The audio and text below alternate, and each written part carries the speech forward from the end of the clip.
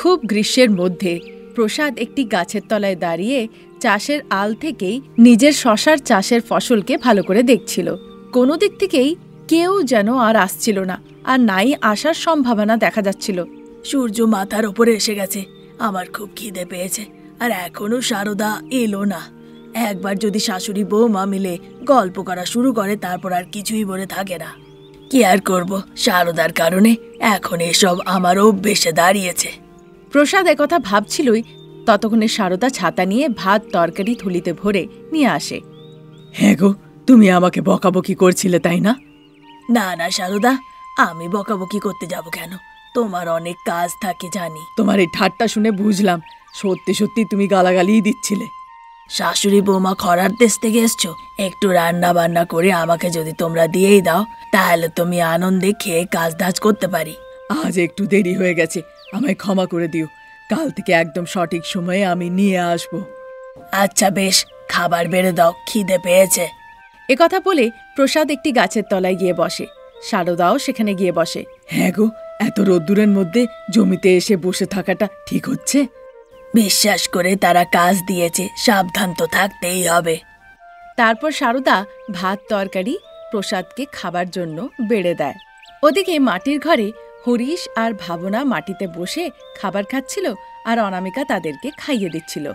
মা, যেই গরমের ছুটি পড়বে না, আমি আর বোন ছুটি কাটাতে দিদার বাড়ি যাব, ঠিক আছে? হ্যাঁ মা, অনেক দিন হয়ে গেছে দাদু দিদার বাড়ি গিয়ে। এমনিতেও 1 মাসের গরমের ছুটি আছে, তখন আমি আর দাদা দিদার বাড়িতে গিয়ে খুব আনন্দ করে আসব, ঠিক আছে মা? না না বাচ্চারা, তোমরা ওখানে গেলে দিদাকে খুব জ্বালাবে। না না, তোমরা ভীষণ জ্বালাতন করো, আমি এখানে তোমাদেরকে সামলাতে পারি না। ওখানে দিদা একলা তোমাদেরকে কি করে সামলাবে? না না মা, আমরা একদম জ্বালাতন করব না। দিদা যা বলবে আমরা তাই শুনবো, তাকে কোনো কষ্ট দেব না আমরা মা। আচ্ছা তাড়াতাড়ি করে আগে খাবারটা খাও, পরে এসব নিয়ে আবার কথা হবে। যদি দিদার বাড়ি যাওয়ার জন্য রাজি হও, তাহলেই আমি খাবার খাবো মা, না হলে খাবো না। এভাবে ভাবনা বাহানা করতে লাগে। খাবার খেলে তবে আমি পাঠাবার কথা ভাববো, না হলে এখানেই থাকো। অনামিকার এভাবে বলাতে তবে ভাবনা খাবার জন্য নিজের মুখ খোলে। সঙ্গে সঙ্গে অনামিকা এক খাবল খাইয়ে দেয়। ঘরে বিদ্যুৎ না থাকার কারণে নিজেদেরই গলির ঠিক শেষ প্রান্তে একটি গাছের তলায় গিয়ে শাশুড়ি বৌমা বসে পড়ে, আর হাত পাকা চালিয়ে হাওয়া করতে করতে তারা গল্পগুজব করে। মা, খরার কারণে কোনো কাজ নেই বলে আমাদের কাছে অনেক সময়। হ্যাঁ গো বৌমা, আমরা খালি বসে আছি কারণ কোনো কাজই নেই। সে সত্যি কথা মা, যে আমাদের কাছে কাজ নেই, কিন্তু আমরা কাজ খুঁজতে তো পারি। দেখো বৌমা, আমার মাথাটা এমনিতেই খালি, তারপর তুমি এরকম আধা আধা কথা বলছো। এবার তোমার ব্রেনে কি আছে সেটা বাইরে বের করো। সারদার একথা শুনে অনামিকা একটু ঘাবড়ে যায়। কিন্তু মা, আমার ব্রেনে কি আছে সেটা দেখতে হলে তো আমার মাথাটা ফাটাতে হবে। না না মা, আমি এত তাড়াতাড়ি মরতে চাই না মা। এরকম যদি আবার ঠাট্টা করো না, তাহলে তোমাকে দরজা বন্ধ করে ছড়ির সাথে খেলবো। না না মা, আপনি হাতি আর আপনার সামনে আমি একটি ইঁদুর। আপনাকে সহ্য করা, আপনার গালাগালি শোনা, ও সব অত আমি পারবো না, এই অনেক হলো। আরে বৌমা, তোমার ব্রেন বাইরে বের করার কথা আমি বলিনি। তোমার ব্রেনে কি বুদ্ধি চলছে সেটা বলো, কি পরিকল্পনা ভেবেছো সেটা বাইরে বের করো। আচ্ছা, তাহলে একথা ভাবছিলেন মা। এবার আমি আপনাকে তাহলে কথাটা ভালো করে খুলে বলি। হ্যাঁ বলো বৌমা। আসলে মা, গ্রীষ্মকালে যে জিনিসটা সবথেকে বেশি বিক্রি হয় আর সবাই সেটা খায়, সেটা হলো শশা। হ্যাঁ বৌমা, অনেক লোক শশা খায়। এটা খুব ভালো আর স্বাস্থ্যের জন্য খুব উপকারী। টাউনে ঘুরে ঘুরে বিক্রি করলে বেশ ভালো লাভ হবে। আর যদি তা নাও হয়, এক জায়গায় দাঁড়িয়ে যদি বিক্রি করা যায়, তাহলেও বেশ টাকা আসবে। আমরা খরা জমি থেকে কাজ করে ফিরে আসার পরে দুপুরের খাবার খেয়ে তারপর বিক্রি করতে বেরোবো। যদি আমরা 10 টাকা করেও এক একটা শশা বিক্রি করি, তাও বেশ ভালো বিক্রি হবে, আর অনেক টাকা আমাদের হাতে আসবে। চলো বৌমা, তাহলে শশা বিক্রি করা যাক। তার জন্য একটা ঠেলা লাগবে, আর তার সাথে এমন কেউ চাই যার কাছ থেকে আমরা অনেক শশা কিনতে পারবো। শশা নিয়ে বেশি ভাববেন না মা, এমনিতেও বাবা শশার চাষের জমিটিকেই তো দেখাশোনা করেন। ওনার মালিককেই না হয় আমরা বলবো, আর তাকে আমরা বিনতি করব যেন সে একটু কম দামে আমাদেরকে শশা দেয়। বুদ্ধিটা তো বেশ ভালোই বৌমা, কিন্তু এবার বুদ্ধিকে আমাদেরকে হাতে নাতে করতেও হবে। একথা বলে সারদা সেখান থেকে চলে যায়। তারপর বিকেল বেলায় শাশুড়ি আর বৌমা প্রসাদ, যে শশার চাষের জমির দেখাশোনা করত, তার কাছে যায়। প্রসাদ সেই জমির মালিক সুদর্শনের সাথে গিয়ে কথা বলে। বাবু, আমার বাড়ির স্ত্রী আর বৌমা আপনার সাথে দেখা করতে এসছে। কি বিষয় নিয়ে তারা আমার সাথে কথা বলতে চায়? হ্যাঁ, আপনি যে শশার চাষ করেছেন তার নিয়ে বাবু। আচ্ছা, তাদেরকে আসতে বলো। এভাবে বলাতে প্রসাদ সারদা আর অনামিকাকে সুদর্শন বাবুর কাছে যেতে বলে। সারদা আর অনামিকা সুদর্শন বাবুকে দেখে নমস্কার জানায়। সুদর্শন বাবুও নমস্কার করেন। তাহলে বলো শাশুড়ি বৌমা, কি বিষয় নিয়ে তোমরা এখানে এসছো আমার সাথে কথা বলার জন্য? সুদর্শনের এভাবে জিজ্ঞাসা করাতে শাশুড়ি বৌমা সব কথা খুলে বলে। সুদর্শনের বেশ ভালো লাগে পরিকল্পনা। তারপর সে তাদের কাছে কিছু টাকাও নেয়। প্রসাদ, শাশুড়ি বৌমাকে 1 বোরা শশা দিয়ে পাঠিয়ে দাও। একথা বলে সেখান থেকে সে চলে যায়। তারপর প্রসাদ 1 বস্তা শশা ভরে শাশুড়ি বৌমাকে দিয়ে দেয়। তারপর অতি কষ্টে শ্বশুরমশাই আর বৌমা মিলে সেই বস্তাটি সারদার মাথার উপরে চাপিয়ে দেয়। আধা ঘন্টার মধ্যেই তারা সবাই বাড়ি ফিরে আসে। তারপর সব শশাগুলোকে ঠেলায় রেখে তারা বিক্রি করার জন্য রেডি হয়ে যায়। বৌমা, এখন অন্ধকার হয়ে গেছে, এখন তুমি শশা বিক্রি করবে? না হয় কাল সকাল সকাল শহরে গিয়ে আমরা বিক্রি করব। আপনি যাবেন না মা? আমি বাড়িতে বাচ্চাদের দেখাশোনা করব, তুমি যাও। এভাবে বলাতে অনামিকা কোনো উত্তর না দিয়ে সোজা রান্নাঘরে চলে যায়। সেই রাতটি কেটে যায়। পরের দিন সকাল সকাল অনামিকা সব শশাগুলোকে ঠেলায় রেখে শহরে ঘুরে ঘুরে সেগুলোকে বিক্রি করতে লাগে। ঠান্ডা ঠান্ডা শশা, আসুন বাবু আসুন, এক একটা মাত্র 10 টাকায়। এটা খেলেই শরীরের সব গরম বেরিয়ে যাবে। গ্রীষ্মের লু লাগা থেকে আপনি নিস্তার পাবেন। ঠান্ডা ঠান্ডা শশা, আসুন বাবু আসুন। এভাবে হাঁক দিতে দিতে সে এগিয়ে যেতে লাগে। ঠিক সে সময় চক্রবর্তী নামের একটি লোক অনামিকাকে দেখে অনামিকার ঠেলায় আসে। তা দেখে অনামিকা ভীষণ আনন্দিত হয়। কি বাবু, ঠান্ডা ঠান্ডা শশা মাত্র 10 টাকায়, সে এভাবে বলে। তার কথা শুনে লোকটি হাতে একটি শশা তুলে, কি বললে ঠান্ডা ঠান্ডা? কিন্তু হাতে নিয়ে তো দেখছি এটা ঠান্ডা নয়, সাধারণ। ঠান্ডা কোথায়? আরে বাবু, ঠান্ডা ঠান্ডা মানে শশা তো নিজে থেকেই ঠান্ডা, তাই আমি ঠান্ডা বলছি। আমার মানে এটা খেলে তো এমনি ঠান্ডা লাগবে, কারণ শশা নিজেই ঠান্ডা, তাই আমি বলেছি। ও বাবা, তোমার কথার মানে এতখানি আলাদা। আচ্ছা ঠিক আছে, 2টো শশা দিয়ে দাও, আমি বাড়ি নিয়ে যাব। তার কথা শুনে অনামিকা খুব আনন্দিত হয়। তারপর 2টো শশা কেটে একটা প্লাস্টিকে ভরে তাকে দিয়ে দেয়। তার কাছে টাকা নিয়ে আবার সে এগিয়ে যেতে লাগে। এভাবে অন্ধকার হওয়া পর্যন্ত সে ঠেলায় শশা নিয়ে সারা শহর ঘুরে ঘুরে বিক্রি করে। সন্ধে পর্যন্ত তার ঠেলার সব শশা বিক্রি হয়ে যায়। সেখান থেকে যা রোজগার হয় সেটা গিয়ে সারদার হাতে দেয়। সারদা ভীষণ খুশি হয়। আরে বাহ বৌমা, গ্রীষ্মকালে এভাবে শশা বিক্রি করলে তো আমরা বেশ ভালো রোজগার করতে পারছি। এরকম রোজগার হলে তো আমাদের জীবনটাই পাল্টে যাবে। হ্যাঁ মা, সে কথা তো আমিও ভাবছি, কিন্তু সারাদিন ঘুরে ঘুরে বিক্রি করেছি কিনা, তাই পায়ে খুব ব্যথা হচ্ছে। শুয়ে পড়ো বৌমা, পাটা টিপে দিচ্ছি। না হলে একটু তোমার পায়ে মুভ লাগিয়ে দিই, না হলে বললে গরম জল দিয়ে পাগুলো শিখে দেব। সারদার কথা শুনে অনামিকা খুব আশ্চর্য হয়ে দেখতে লাগে।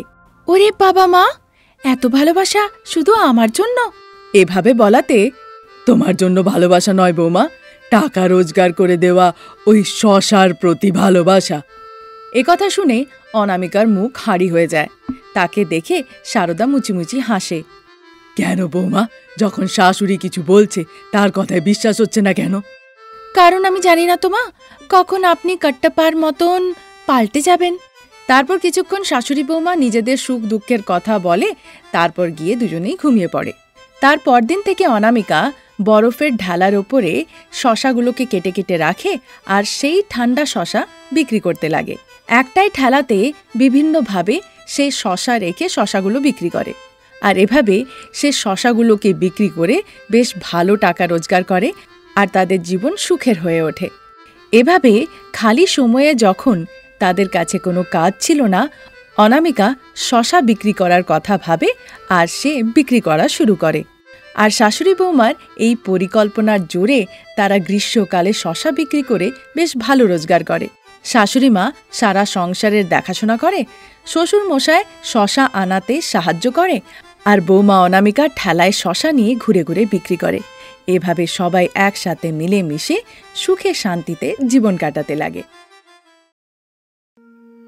রাস্তার পাশেই একটি ধাবাতে কাউন্টারে শাশুড়িমা সারদা বসেছিলেন, আর সেখানেই বৌমা অনামিকা হাত পাখা দিয়ে তাকে হাওয়া করে দিচ্ছিল। বৌমা, ঠিক রাস্তার পাশে আমাদের খাবার ধাবা, তাই বলে কি এখানে কেউ খেতে আসছে না? না এরকম যে কোনো ধাবাতেই কেউ যাচ্ছে না? শাশুড়িমা সারদার এরকম কথা শুনে তখন বৌমা অনামিকা ঠাট্টা করে বলে, আপনি কি চান আমি অন্য ধাবাতে গিয়ে দেখে আসব? ঠাট্টা করছো? না না মা, ধাবার প্রতি ভালোবাসা দেখাচ্ছি। ধাবার ভেতরে বসে এসব কথা হচ্ছিলই ততক্ষণে সুধীর আর অঞ্জলি সারদা আর অনামিকার ধাবাতে আসে। তাদেরকে দেখে শাশুড়ি বৌমা ভীষণ আনন্দিত হয়ে ওঠে। বলো তোমরা কি খেতে চাও? চিকেন, মাটন, মাছের ঝোলের সাথে সাথে বিরিয়ানিও আছে, আর সব কিছু একদম গরম। খাবার জিনিস গরম আছে তা ঠিক কথা, কিন্তু বসার জায়গাটা তো একদম ঠান্ডা নয়। বাইরে এত গরম, এত রোদ্দুর, আর এখানে ধাবার ভেতরেও যদি এত গরম হয় তাহলে কি করে চলে বলুন? আপনারা গিয়ে বসুন বাবু, আমার কাছে কুলার আছে, এক্ষুনি গিয়ে তাতে জল ঢেলে দিচ্ছি, একদম ঠান্ডা হাওয়া পাবেন। সারদার এভাবে বলার পরে সুধীর কোনো উত্তর না দিয়ে অঞ্জলিকে নিয়ে সেখান থেকে চলে যায়। সারদা আর অনামিকা তো অবাক হয়ে তাকিয়ে থাকে। আমি আগেই বলেছিলাম গরমের সমস্যা, তাপমান খুব বেশি থাকবে। আমরা যদি এসিটা নাও চালাই, অন্তত কুলারটা তো চালিয়ে রাখুন। খদ্দেরেরা ঢাবার ভেতরে এলেই তারা ঠান্ডা ঠান্ডা হাওয়া পাবে, তখন তারা আরাম করে বসে খাবার খাবে। কিন্তু আপনি আমার একটা কথাও শোনেন না। ঠিক সেই দরুন বাবা ছেলে প্রসাদ আর রমেশও সেখানে এসে হাজির হয়। তারা বাবা ছেলের হাতে সব দায়িত্ব দিয়ে সেখান থেকে বাড়ি চলে যায়। অনামিকা এসে নিজের ঘরে শুয়ে পড়ে। ওদিকে সারদা ঘড়া থেকে জল খাচ্ছিল। ঠিক সেই সময় হরিশ আর ভাবনা তার কাছে যায়। ঠাম্মা, মা কোথায় গো? মাথা ব্যথা হচ্ছিল তাই সে ঘুমুচ্ছে। বোন, গিয়ে মাকে ডাক না। ঠিক আছে দাদা।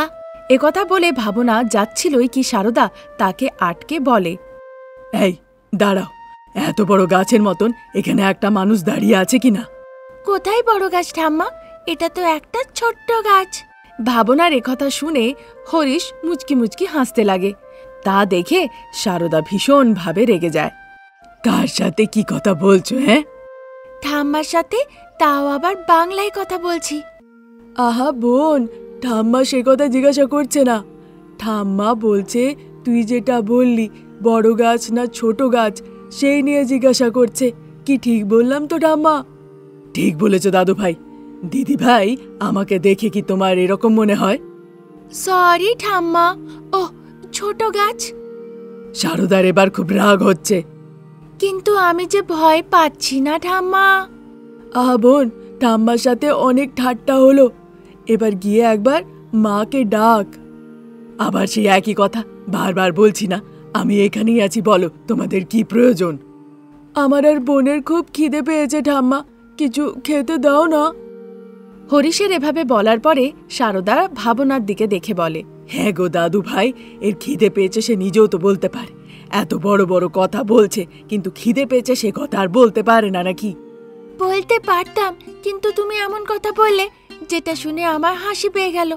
তখন আমি তোমাকে ঠাট্টার ছলে বলে দিলাম, তোমার মনে কষ্ট হলো। বলো, এসব কথা কি বলার খুবই প্রয়োজন ছিল? আচ্ছা আচ্ছা বেশ, দুজনের জন্য খাবার নিয়ে আসছি। ওগো ঠাম্মা, থালা এনো না, লাঞ্চ বক্সে ভরে নিয়ে আসবে। লাঞ্চ বক্সে কেন বাবা? এখন তো তোমাদের গরমের ছুটি চলছে, লাঞ্চ বক্সে ভরে কোথায় নিয়ে গিয়ে খাবে? সারদার একথা শুনে ভাবনা মজা করে তাকে বলে, পুকুর পাড়ে গিয়ে আমরা সেখানে বসে খাবো। একথা শুনে সারদা রেগেমেগে ভাবনার দিকে চেয়ে দেখে আর মনে মনে ভাবে, হে ঠাট্টা বাট্টা একদম এর মায়ের মতন। কি আর করব, বৌমার রক্ত হলেও আদর তো করতে হবে। যখন সে একথা ভাবছিলই, ঠাম্মা, তুমি আমাকে এভাবে রেগে মেগে যতই দেখো না কেন, আমি দাদু নই যে আমি ভয় পেয়ে যাব। আমি তোমার নাতনি ভাবনা, নিজের বাবার মেয়ে। এবার তাড়াতাড়ি করে লাঞ্চ বক্সে ভাত তরকারি প্যাক করে দাও। তাড়াতাড়ি যাও, এমনিতেও আমাদের অনেক দেরি হয়ে গেছে। ঠিক আছে মহারানী। একথা বলে সারদা সেখান থেকে রান্নাঘরের দিকে চলে যায়। তারপর বাচ্চারা হরিশ আর ভাবনা বলাবলি করতে লাগে। হ্যাঁ রে দাদা, এই বুদ্ধিটা তুই খুব ভালো দিয়েছিস। পুকুরের নৌকোয় ছাতা লাগানো, পুকুরের ঠান্ডা ঠান্ডা জল, সেই ঠান্ডা জলের ঠান্ডা হাওয়া, নৌকোর মধ্যে বসে খেতে কতই না ভালো লাগবে। আজ আমরা একদম এরকমটাই করব। তাই জন্য তো সঙ্গে করে লাঞ্চ বক্স নিয়ে যাওয়ার প্ল্যানটা করলাম। যেই ঠাম্মা আমাদের জন্য লাঞ্চ বক্সে ভরে ভাত তরকারি নিয়ে আসবে, আমরা দুজনেই বেরিয়ে পড়ব। পুকুরে গিয়ে নৌকোর উপরে বসে বসে আনন্দে আমরা খাবো। ঠিক আছে দাদা। ততক্ষণে সারদা লাঞ্চ বক্স নিয়ে তাদের দুজনের কাছে আসে। এই নাও লাঞ্চ বক্স, কোথায় খাবে, কিভাবে খাবে, এসব তোমাদের উপরে। তবে তোমার মা কি প্রত্যেকদিন তোমাদেরকে এভাবে লাঞ্চ বক্সে খাবার দেয় নাকি? হ্যাঁ গো ঠাম্মা। একথা বলে হরিশ আর ভাবনা ঠাকুমার হাত থেকে লাঞ্চ বক্স নিয়ে সেখান থেকে চলে যায়। সারদা একটা কাঠের চেয়ারে বসে হাত পাখা দিয়ে হাওয়া করতে শুরু করে। ততক্ষণে অনামিকা দুঃখিত মন নিয়ে সারদার কাছে আসে। বৌমা, তোমার জল চাই নাকি? জলের সাথে সাথে 1 কাপ চাও চাই মা, আমার খুব মাথা ধরেছে। এই গরমের মধ্যে তুমি চা খাবে? কলসির মধ্যে ঠান্ডা জল রাখা আছে, সেটা খাও, বেশি ভালো অনুভব করবে। কি মা, কি গ্রীষ্ম! ভেবেছিলাম হাইওয়ের রাস্তার ওপরে একটা হোটেল আমরা খুলব, তার থেকে বেশ ভালো রোজগার হবে, খদ্দের আসবে, ভালো টাকা রোজগার হবে। কিন্তু এই গ্রীষ্মে কোনো খদ্দেরই আসছে না, হোটেল ব্যবসা চলছে না, শুধু লোকসান আর লোকসান। সারাদিন বসে বসে যদি এ কথাই ভাবো, তাহলে কি রোজগার পাতি বাড়বে? শুধু মাথা ব্যথা বাড়বে। তাই বেশি ভেবো না, এই নিয়ে আমরা একটা পরিকল্পনা করব। আমরা নিজেদের হোটেলে কি ব্যবস্থাটাই না করে রেখেছি, কিন্তু তা সত্ত্বেও কোনো খদ্দের আর আসছে না। কি যে সমস্যা বুঝে উঠতে পারছি না। জানি না বাপু, এই পৃথিবীটা কেমন, আমি তো নিজেই কিছু বুঝে উঠতে পারছি না। তোমাকে কি বলবো? আচ্ছা ঠিক আছে মা, আমি হোটেল নিয়ে কিছু একটা ভাববো। কিন্তু বাচ্চারা কোথায় গেছে মা, কিছু জানেন কি? ওরা বলল খিদে পেয়েছে। আমি বললাম ঠিক আছে, খাবার বেড়ে দিচ্ছি। না, বলল লাঞ্চ বক্সে আমাদেরকে খাবার প্যাক করে দাও। তুমি কি ওদেরকে রোজ লাঞ্চ বক্সে খাবার প্যাক করে দাও? হ্যাঁ মা। তাহলে রোজ বাচ্চারা লাঞ্চ বক্স নিয়ে কোথায় গিয়ে খাবার খায়? তা তো জানি না মা, আমি গিয়ে বরঞ্চ দেখছি এরা লাঞ্চ বক্স নিয়ে গিয়ে কোথায় খায়। নিশ্চয়ই কোনো গাছের তলায় বসে অন্য বাচ্চাদের সাথে খাবার খায়।